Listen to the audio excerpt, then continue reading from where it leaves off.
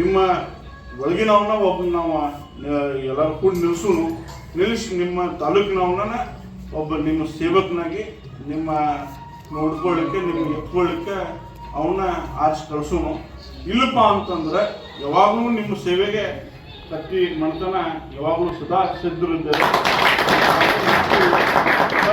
ನನ್ನ ಒಂದು ವಿಚಾರ ಏನಪ್ಪ ಅಂತಂದ್ರೆ ನಿಮ್ಮೊಳಗೆ ನಾವು ಒಬ್ಬನಿದ್ವಿ. ಯಾಕಂತಂದ್ರೆ ನಾವು ಯಾವಾಗಲೂ ಸದಾ ಅವ್ರ ಬೆನ್ನೆಲುಬಾಗಿ ನಾವು ಎಲ್ಲರೂ ಕೂಡ ಕೆಲಸ ಮಾಡೋಣ. ಈ ಗೋಕಾಕ್ ಆಗಲಿ ಅರ್ಬಾವಿ ಆಗಲಿ ಜನತೆ ನಾವು ಯಾವಾಗಲೂ ಕೆಲಸ ಮಾಡೋಣ ನಿಮ್ಮ ಜೊತೆಯಲ್ಲಿ. ನಾವು ಎಲ್ಲರೂ ಕಟ್ಟಿ ಮಣ್ತನ ನಿಮ್ಮ ಜೊತೆ ಇರುತ್ತೆ.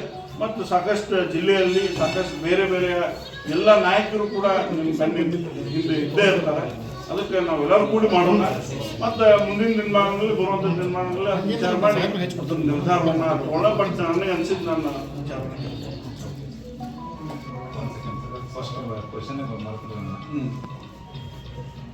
ಸರಿ, ಗೋಕಾಕ್ ಭೇಟಿ ನೀಡಿದ್ರೆ ವಿಶೇಷತೆ ಏನು ನೋಡ್ರಿ. ಮೊಟ್ಟ ಈ ಗೋಕಾಕ್ ಅಂತಂದ್ರೆ ತಾಯಿಯ ನಾನು ಜಾತ್ರೆಗೂ ಬಂದಿದ್ನಿ. ಅದಾದ್ಮೇಲೆ ತಂದೆ ಜಾತ್ರೆಗೆ ಬಂದಿದ್ರು.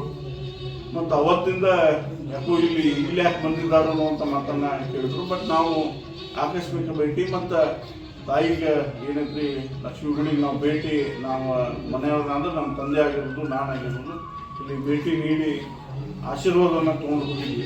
ಒಟ್ಟು ನಮ್ಮನ್ನ ಕಾಪಾಡುವ ಮತ್ತು ಚಲೋ ಮಾಡಿ ನಮಗೆಲ್ಲ ಅನ್ನುವಂಥದ್ದು.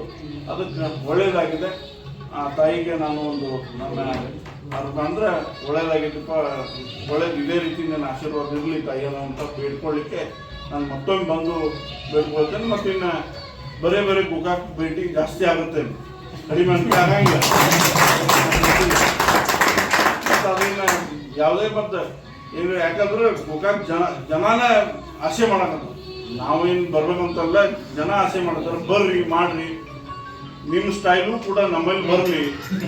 ನೀರಾವರಿ ಸೌಲಭ್ಯ ಆಗಲಿ, ಶಿಕ್ಷಣ ಆಗಲಿ, ಅಥವಾ ಅನೇಕ ಯೋಜನೆಗಳಲ್ಲಿ ಮಾನ್ಯ ದೇವೇಂದ್ರ ಕತ್ತಿಯವರು ಹೇಗೆ ಈ ಹುಕ್ಕೇರಿ ಮತಕ್ಷೇತ್ರದಲ್ಲಿ ತಗೊಂಡು ಬಂದಿದ್ದಾರೆ, ಆ ರೀತಿ ನಮ್ಮಲ್ಲೂ ಕೂಡ ಬರಲಿ ಅನ್ನುವಂಥ ಮಾತನ್ನು ಕೂಡ ಸಾಕಷ್ಟು ಜನ ಹೇಳ್ತಾ ಇದ್ದಾರೆ.